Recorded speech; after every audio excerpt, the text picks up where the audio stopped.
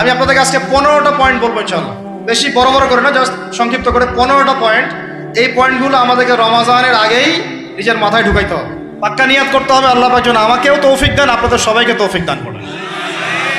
রমাজানের প্রস্তুতি নাম্বার 1, আমার সাথে বলেন, রমাজানের প্রস্তুতি নাম্বার 1 হচ্ছে যত দুনিয়াবি কাজ আছে সেই কাজগুলোকে কমিয়ে ফেলবো।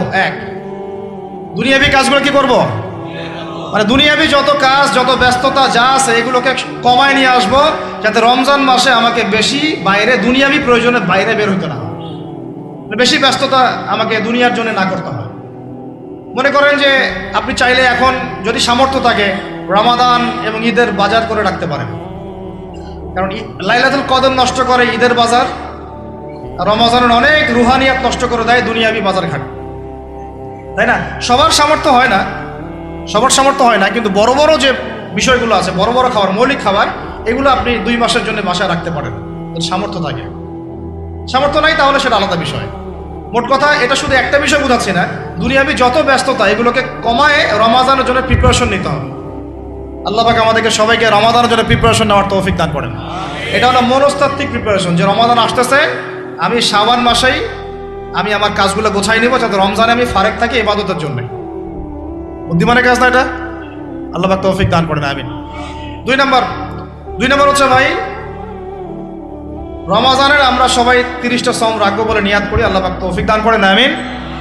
কিন্তু এখানে একটা কথা, 2 নম্বরটা হচ্ছে রোজা রাখার মতো রোজা রাখতে হবে। কি বললাম বলেন? রোজা রাখার মতো রাখতে হবে। এটা কেন বললাম, কেন বললেন ভাই? উত্তর দিচ্ছিস।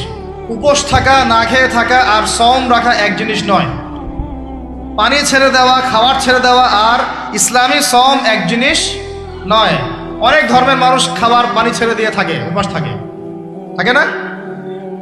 হাদিসের মধ্যে নবীজি বলেছেন যে ব্যক্তি রোজা রেখে অন্যায় কাজ ছাড়তে পারলো না, মানে আল্লাহর মাসিয়াত ছাড়তে পারলো না, এই যে কাবায়ের ফাওয়াহিশ এগুলো ছাড়তে পারলো না, অশ্লীলতা ছাড়তে পারলো না, মিথ্যা ছাড়তে পারলো না, বেহায়াপনা ছাড়তে পারলো না, তার না খেয়ে থাকায়, পানি না পান করায় আল্লাহর কিচ্ছু যায় আসে না। আর রোজার বিষয় বুঝলাম, রোজা কাকে বলে ভাই? মানে রোজা মানে হচ্ছে আমি আল্লাহ পাকের সমস্ত নিষেধ ছেড়ে দিব। কি করব? আল্লাহর সমস্ত নিষেধ। রোজা থেকেছি, পানি খাচ্ছি না, খাবার খাচ্ছি না, কার ভয়ে? গোসল করার সময় 1 ঢোক পানি খেলে কে দেখবে? এই চেতনা তখন কাজ করে না? চুপ করে 1 লোকমা ভাত খেলে কে দেখবে? কেউ দেখবে? আল্লাহ ছাড়া কেউ দেখবে? কেউ দেখবে না। তারপর আপনি খান না কেন? কারণ আপনি অনুভব করেন যে আল্লাহ পাক আমাকে দেখছেন। এটাই হলো ইহসান। এটার নাম কি? ইহসান। এটাই বলা হচ্ছে হাদিসে জিবরিলের মধ্যে, আনতা আবুদুল্লাহ কাআন্নাকা তারাহ, তুমি এমন ভাবে আল্লাহর ইবাদত করো যেন তুমি আল্লাহকে দেখতে পাচ্ছ। ওয়া ইল্লাম তাকুন তারাহু, তুমি যদি আল্লাহকে দেখতে না পারো জেনে রাখো ফাইন্নাহু ইয়ারাক, আল্লাহ পাক তোমাকে দেখছেন। এটাকে বলে আল্লাহ কনসিয়াসনেস বা ইহসান বা তাকওয়া। আর তাকওয়া হাহুনা, তাকওয়া কোথায়? এখানে। আপনি সওমের 8টা পড়েন, কুতিবা আলাইকুমুস সিয়াম কামা কুতিবা আলাল লাযিনা মিন ক্বাবলিকুম লাআল্লাকুম কি তাত্তাকুন, তোমাদের উপর সওমকে ফরজ করা হয়েছে ঠিক যেমন করে আগের উম্মতদের উপরেও করা হয়েছিল। উদ্দেশ্য হচ্ছে লাআল্লাকুম তাত্তাকুন, যাতে করে তোমরা তাকওয়া অবলম্বন করতে পারো। তাকওয়া মানে আল্লাহ কনসিয়াসনেস, এই যে আমি খাচ্ছি না, পান করতেছি না, আমি বিশ্বাস করি আল্লাহ আমাকে দেখতেছেন, এই তো। সেই বান্দা কেমন করে রমজান চলে গেলেই বেনামাজি থাকতে পারে? রমজান চলে গেলে কি আল্লাহ তাকে আর দেখে না? সেই বান্দা কিভাবে সুদ খায়, তখন কি আল্লাহ তাকে দেখে না? সেই বান্দা, একই বান্দা কিভাবে জেনা করতে পারে? মেয়েকে নিয়ে কেমন করে বাইকে ঘুরতে পারে? কেমন করে গায়রা মাহরামের সাথে আমরা করতে পারি, ফ্রি মিক্সিং করতে পারি? কেমন করে সে সমকামিতার দিকে ধাবিত হতে পারে? কেমন করে সে জুয়া খেলতে পারে? কেমন করে সে মাদক খাইতে পারে? কেমন করে সে আল্লাহ দ্রোহী আইন বাস্তবায়ন করতে পারে? যদি সে এই চেতনা থাকে যে আল্লাহ আমাকে দেখছেন, এই চেতনাটাকে বদ্ধমূল করার জন্যই রমাজান আসে। বলেন সুবহানাল্লাহ। আমি বুঝাতে পারলাম রোজা রাখার উদ্দেশ্যটা কি? ওই জিনিসটাকেই আমাদের ভিতরে ইনস্টল করাই হলো উদ্দেশ্য। লাআল্লাকুম, আমার বলেন লাআল্লাকুম তাত্তাকুন। তাকওয়া কি কিনতে পাওয়া যায় বাজারে? এই যে আল্লাহ পাক আমাকে দেখছেন, আমি খাবো না, আল্লাহ আমাকে দেখছেন, আমি পান করতে পারবো না, আমার রেস্ট্রিকশন আছে, পিপাসায় গলা ফেটে যাচ্ছে একেবারে রোদের মধ্যে, তাও খাচ্ছি না কেন? কার ভয়ে? ওইটাই জীবনের সব ক্ষেত্রে বাস্তবায়ন করার জন্যই রমজান আসে। বুঝতে পারি নাই মনে হয়? ওই চেতনাটাই, একই চেতনাটাই জীবনের সবগুলো কাজে বাস্তবায়ন করার জন্য কি আসে? রমাদানের 6 মাস। আমরা শুধু রোজার ফজিলত নিয়ে বয়ান করি, রোজা রাখলে 70 গুণ নাকি হবে না, 70 গুণ হবে, 700 গুণ বাড়াই দিবে। মূল কথা ফজিলত তো ফজিলত পাবোই, মূল কথা এইটা, তাকেও অবলম্বন করতে হবে। আল্লাহ পাক আমাদেরকে তৌফিক দান করেন। কয়টা বলছি বলেন ভাই? 2টা মনে থাকবে। 1, দুনিয়াবি কাজ কমায় ফেলা। 2, কি রোজা রাখার মতো রাখা। 3 নাম্বার হচ্ছে, এটা আমার নিজস্ব একটা পরামর্শ আর কি। 3 নাম্বার হচ্ছে, রোজা রাখার জন্য আমাদের সাহারি করতে হয়, ইফতার করতে হয়। এই তো আল্লাহর ওয়াস্তে সাহারি এবং ইফতারে মুসলমানের মতো খাবার খাবেন, জানোয়ারের মতো খাবার খাবেন না। সাহারি এবং ইফতার এই দুটোতে কি খাবেন? মুসলমানের, মুমিনের মতো খাবার খাবেন, জানোয়ারের মতো খাবার খাবেন না। আল্লাহ পাক বোঝার তৌফিক দান করেন। মানে আমরা কিন্তু সাহারিতে কি করি জানেন? 60 পেট খাই। কয় পেট? নবীজি বলেছেন, খাবে পেটের 1 ভাগ খাবার, 1 ভাগ পানি, 1 ভাগ, আবার বলি 1 ভাগ খাবার, 1 ভাগ পানি, 1 ভাগ। কার পেট খালি আছে এখন খাওয়ার সময় খাওয়ার টেবিলে? আমাদের ওস্তাদরা বলেন, যে মুসলিম উম্মাহ, আমাদের ওস্তাদরা বলেন, যে মুসলিম উম্মাহ খাবার টেবিলে হেরে গেছে, সে কখনো জিহাদের মাঠে জিততে পারবে না। বুঝতে পারেন নাই? বুঝতে পারলাম না মনে হয়। যারা খাওয়ারের টেবিলেই হেরে গেছি, এখানেই তো আপনি সুন্নাহ মাফিক খাইতে পারতেছেন না, প্রবৃত্তির কাছে হেরে গেলেন, গপ গপ গপ গপ করে খাচ্ছি 7 পেট ভর্তি করে। এখানে তো খাবারের সামনে হেরে গেলাম, প্রবৃত্তির সামনে। সে আবার কাফেরদের সাথে জিতবে কেমনে? জিতবে আগে নিজের প্রবৃত্তির উপর জিহাদে তো জিততে হবে। আমার মন চাচ্ছে জেনা করি, করবো না, এটার নাম জিহাদ, এটাও জিহাদ। মন চাচ্ছে সুদ খাই, একটু খাবো না, এটার নাম কি? জিহাদ। মন চাচ্ছে নামাজ না পড়ি, ঘুমায় থাকি, মন চাচ্ছে না, মন বলতেছে ঘুমাই ঘুমাই ঘুমাই, কিন্তু নামাজ পড়তে হবে। এই যে উঠলাম, ওযু করলাম, গেলাম, এর নাম কি? এটাও এক প্রকার কি? বরং নফসের সাথে জিহাদটা অনেক বড় জিহাদ বলা হয়েছে, বলা হয় নাই? এটা মানুষকে শক্ত করবে। একটা মেয়ের সাথে প্রেম করতে মন চায়, করবো না, ওকে দেখবো না, যাবো না কাছে, এটা শক্ত থাকার নাম কি? এটা মনে নফসের সাথে কি? বুঝেন? আল্লাহ পাক আমাদেরকে নফস শক্ত করার তৌফিক দান করেন। তো ভাই, খাবার ইফতারেও এভাবে 7 পেট খাবেন না, সারিতেও খাবো না, কথা করি তো ইনশাল্লাহ। শোনেন, পরিমিত খাবেন, পুষ্টিকর খাবার খাবেন, পরিমিত খাবেন কিন্তু পুষ্টিকর খাবার খাবেন, তাহলে যথেষ্ট হবে ইনশাল্লাহ। আর এখনকার যে খাবার, এতে বেশিরভাগই ভেজাল। যত বেশি খাবো তত দ্রুত অসুস্থ হব। তো এই যে আমরা দিন দিন যে দুর্বল হয়ে যাচ্ছি, বুঝতে পারতেছেন না আপনারা? এটা দিন দিন যে আমরা আগের জেনারেশনের মতো শক্ত না। আমাদের দাদারা, তার দাদারা যেরকম স্ট্রং ছিলেন, আমাদের ইয়াংরাও কিন্তু অত স্ট্রং না। একটা ইয়াং ছেলেকে আপনি এখন 50 বছরের একজন মুরব্বীর সাথে পাঞ্জা লাগায় দেন, পারবে না, ওই চাচাই জিতবে। এটার কারণ হচ্ছে ভেজাল খাবার, ভেজাল পরিবেশ, ভেজাল সবকিছু। আমরা যা খাচ্ছি বেশিরভাগই বিষ। আর আল্লাহর কসম, এগুলো মনিটর করার দায়িত্ব সরকারের, এগুলো মনিটর করার দায়িত্ব প্রশাসনের। এদেরকে মোবাইল কোর্টের আওতায় নিয়ে এসে একদম 1 বছরের জন্য ঢুকাইতে ভিতরে। আইনের সঠিক প্রয়োগ হলে এমনি সিধা হয়ে যাবে। বাঙালিদেরকে শুধু মিষ্টি মিষ্টি কথা বলে কাজ হবে না, মাঝে মাঝে কঠিন শাসন লাগে। বড় বড় কান্ট্রিগুলো আপনারা দেখে আসেন, মনে করেন রাস্তায় ড্রাইভিংয়ের সীমা দেওয়া আছে 100 কিলো, ওরা যদি 110, 120 চালায়, কেউ কিচ্ছু বলবে না, কোনো ট্রাফিক পুলিশও নাই। মোবাইলে একটা মেসেজ চলে আসবে যে তোমার এই 1500 রিয়াল, 2000 রিয়াল জরিমানা করা হয়েছে। দিবানা ড্রাইভিং লাইসেন্স বাতিল, ওটা বাতিল তো হবেই, 6 মাসের জন্য জেল খাটবা। বাপ বাপ করে টাকা দিয়ে আসবে, টাকা না দিলেও আর ভয়ে চালাবে না। বাবারে বাবা, একবার 1500 রিয়াল খাইছি, আর আবার খাওয়া যাবে। আইন শুধু থাকলে হয় না, আইনের একদম কঠোর বাস্তবায়ন থাকতে হবে। এই জিনিসটা যদি থাকে, দেখবেন সমাজ ঠিক হয়ে গেছে ইনশাআল্লাহ।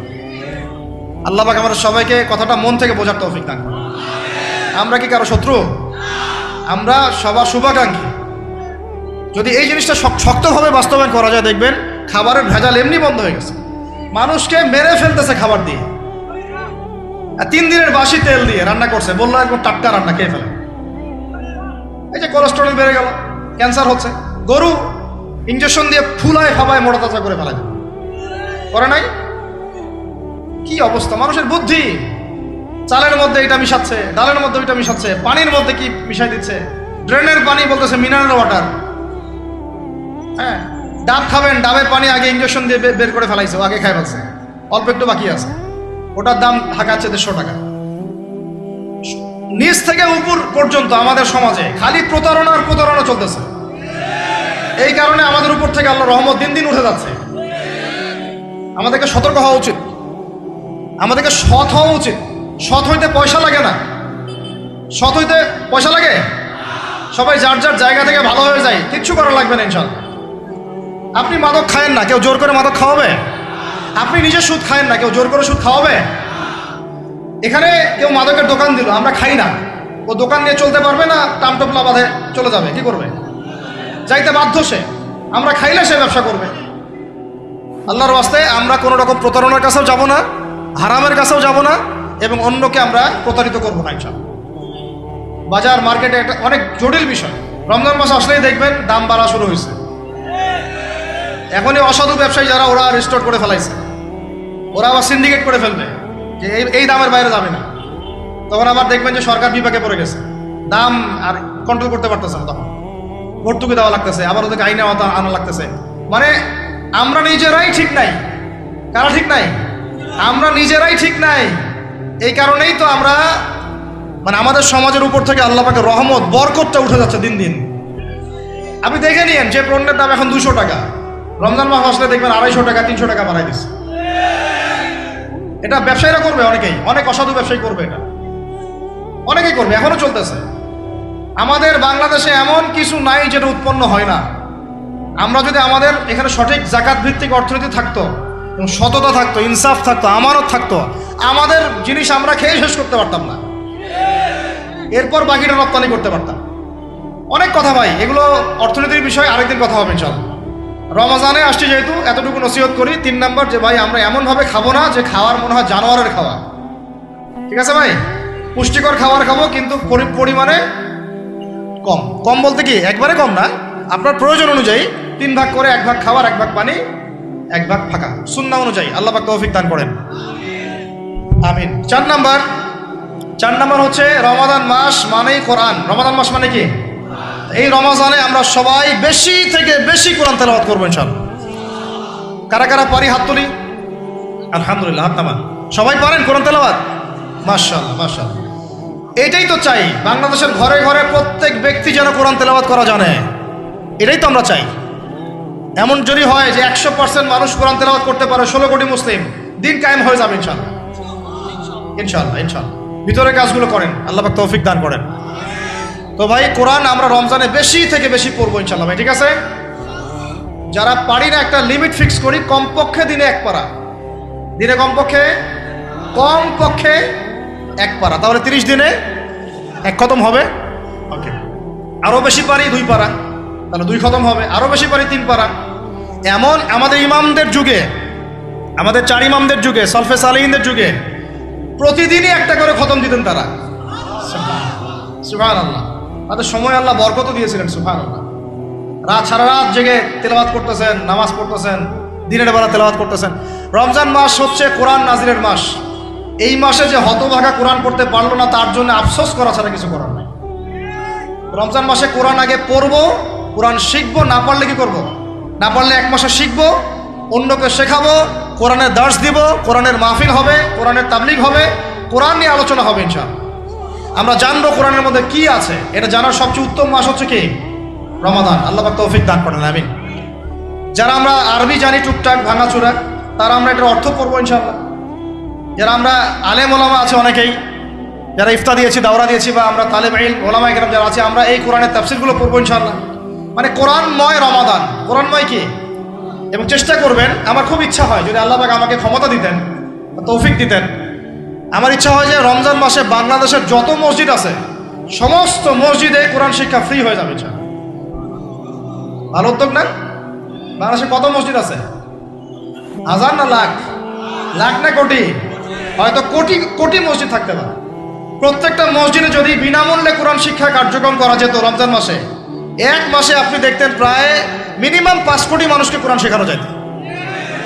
তাও হাতে কলমে, তাও কি হাতে কলমে বই দেওয়া হতো ফ্রি, আর ওই যারা টিচার ক্লাস নেবে ওদেরকে বেতন দিব, ভাতা দিব সরকার থেকে। দেওয়া যায় না? দেওয়া যায় না? আচ্ছা, যদি গভর্নমেন্ট নাও দেয়, আপনারা জাকাত থেকে দিতে পারেন, সদকা থেকে দিতে পারেন, পারেন না? নিজেদের পকেট থেকে দিতে পারেন, নিজের ব্যবসা থেকে দিতে পারেন, এলাকা ভিত্তিক দিতে পারেন। কত উৎস আছে না?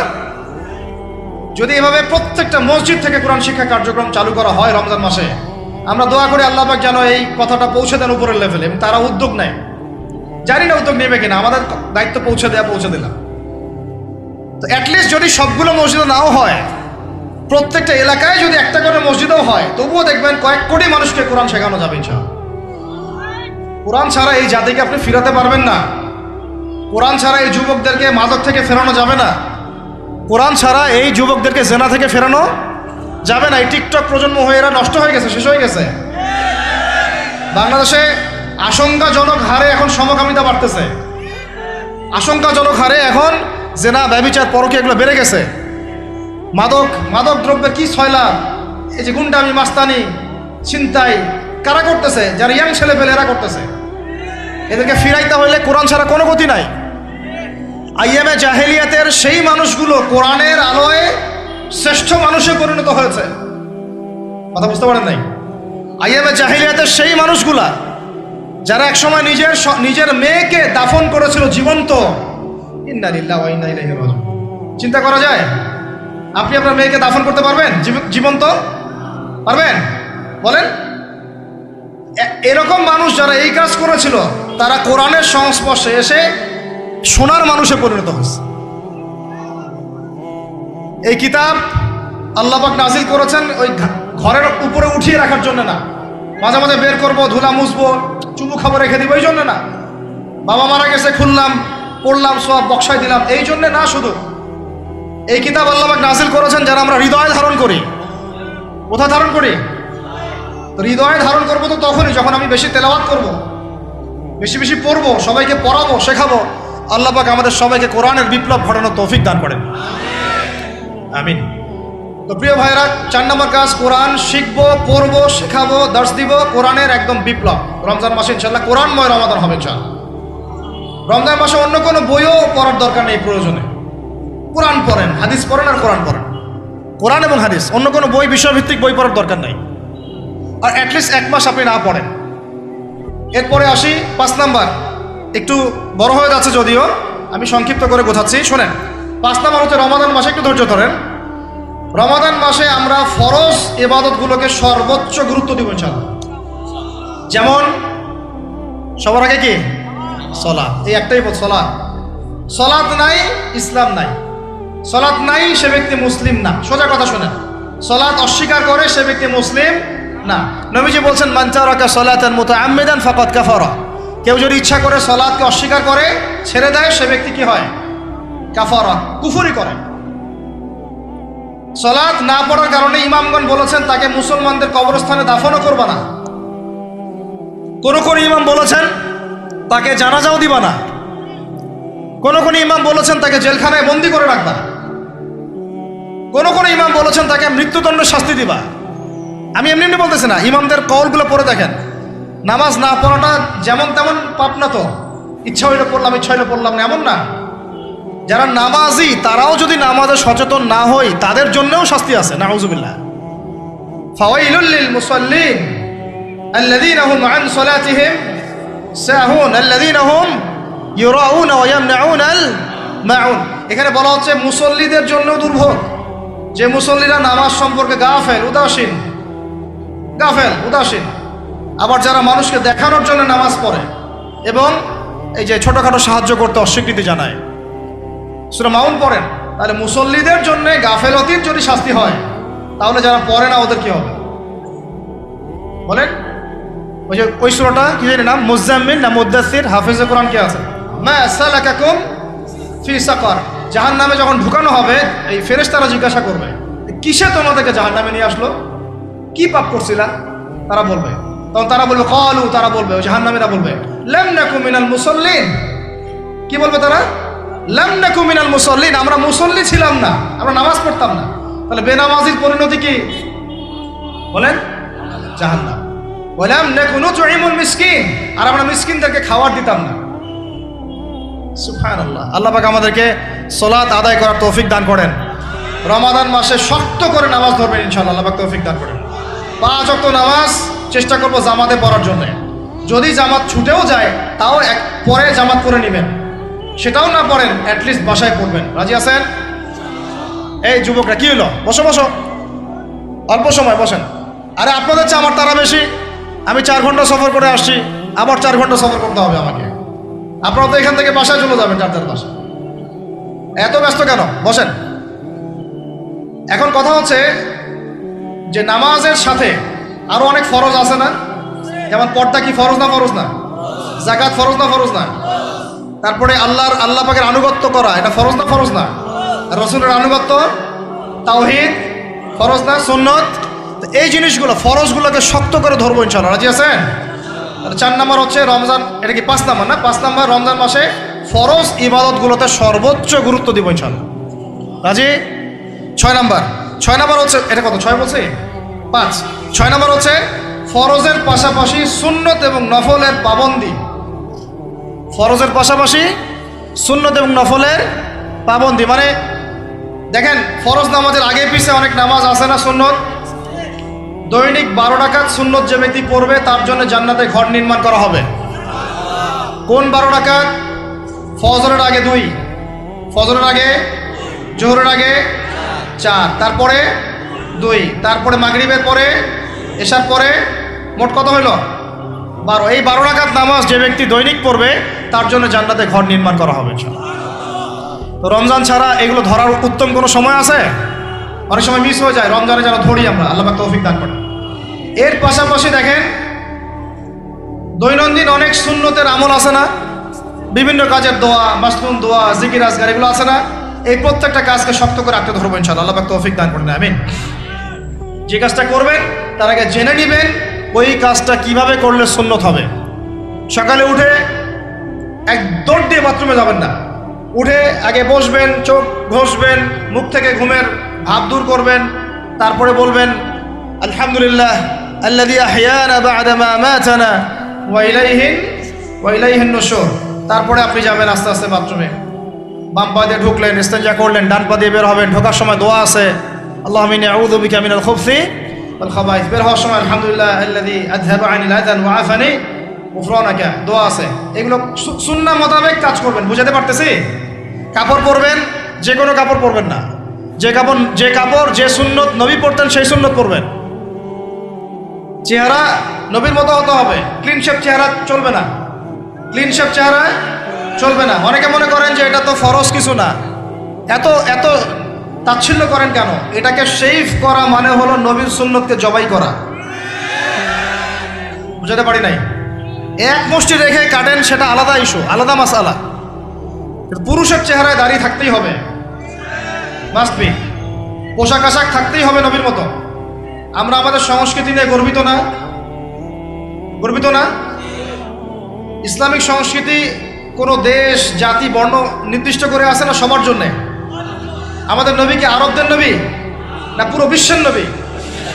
তাহলে আমাদের নবীর সুন্নত কি শুধু আরবরা পালন করবেন, আমরা সবাই করব? এখন আমাদের সবার চেহারা নবীর সুন্নাহ অনুযায়ী হতে হবে। গোফ ছোট করতে হবে, দাড়ি লম্বা করতে হবে, পোশাক ঠিক করতে হবে, টাকনুর উপরে কাপড় পরতে হবে। এখন ছেলেরা পরে টাকনুর উপর কি, হ্যাঁ ছেলেরা পরে টাকনুর নিচে, আর মেয়েরা পরে কি উপরে। এরপরে বসে ছেলের সাথে বাইকে, দেখবেন হাঁটু পর্যন্ত দেখা যায়। সেটা এমন না? এখন হুজুর আপনারাও দেখেন না? আমরা দেখি না, আপনারা দেখান।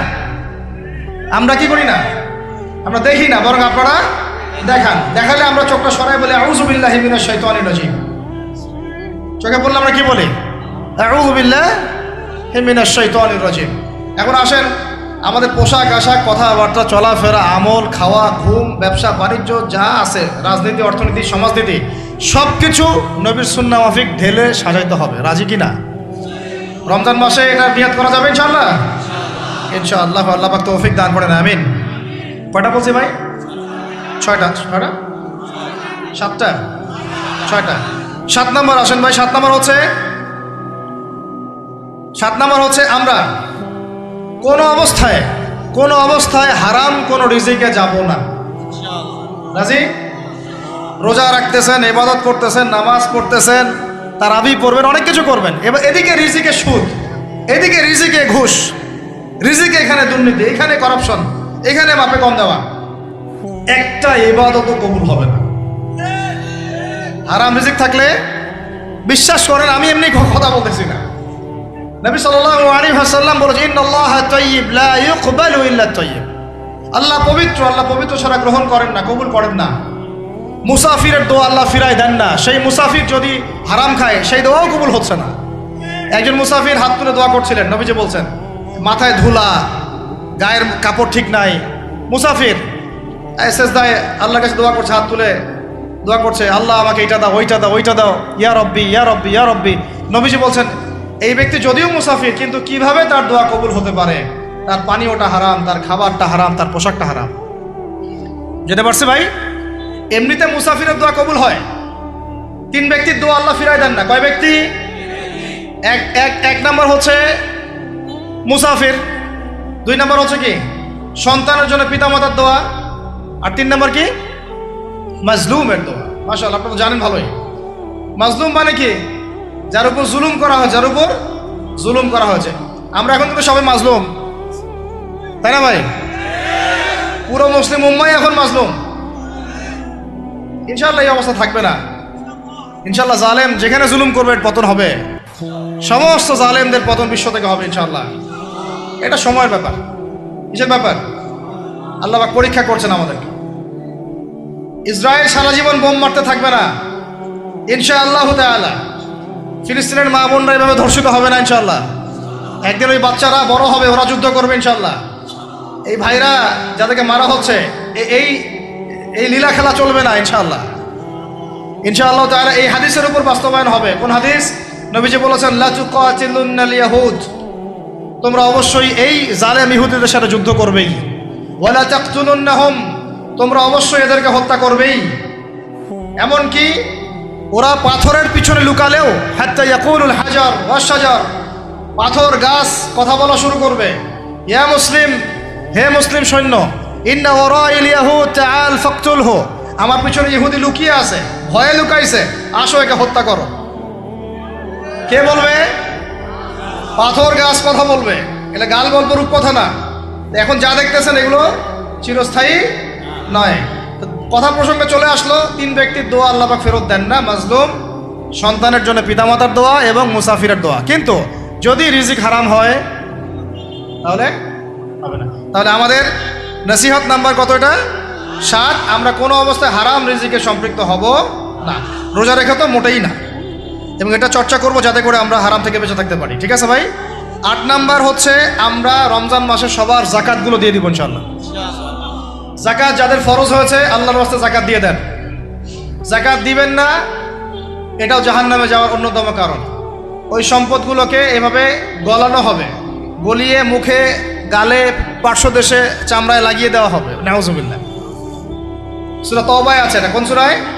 তওবায়। জাকাত দিতে হবে। কেউ যদি জাকাতকে অস্বীকার করে সে কাফের হয়ে যাবে। কেউ যদি জাকাতকে অস্বীকার করে কি হয়ে যাবে? কাফের হয়ে যাবে। কেউ যদি মনে করে নামাজ ফরজ, নামাজ মানি, জাকাত মানি না, কি হয়ে যাবে? কাফের হয়ে যাবে। এখন আমার কথা হচ্ছে, ইসলামী অর্থনীতির মূল ভিত্তি হচ্ছে জাকাত। জাকাত যদি ঠিকঠাক মতো দিতেন, বাংলাদেশে একটা দরিদ্র মানুষও খুঁজে পাওয়া যাইতো না। এটা গাল গল্প না, এটাই বাস্তবতা। কিন্তু আমরা সেটা বাস্তবায়ন করতে পারি নাই, পারছি না। আমার কথা শোনেন ভাই, বাংলাদেশে এমন অনেক মানুষ আছে, হাজার হাজার, যাদের জাকাত যদি আপনি কালেক্ট করতে পারেন, সমাজে একটা দরিদ্র মানুষও খুঁজে পাওয়া যাবে না। এমন একজন মানুষের জাকাত দিয়ে আপনি একটা গ্রামের মানুষকে খাওয়াইতে পারবেন। মিলসের মালিক জাকাত দেয় না, গার্মেন্টসের মালিক অনেক জাকাত দেয় না, ফ্যাক্টরির মালিক জাকাত দেয় না, অনেকে কানাডায় বাড়ি ঘর করতেছেন, এখানে জাকাত দেন না। আছে না এরকম? জাকাত না দিলে ইসলামের খুঁটি থেকে নাম কাটা পড়ে গেল। ইসলামের ভিত্তি কয়টা? 5টা না?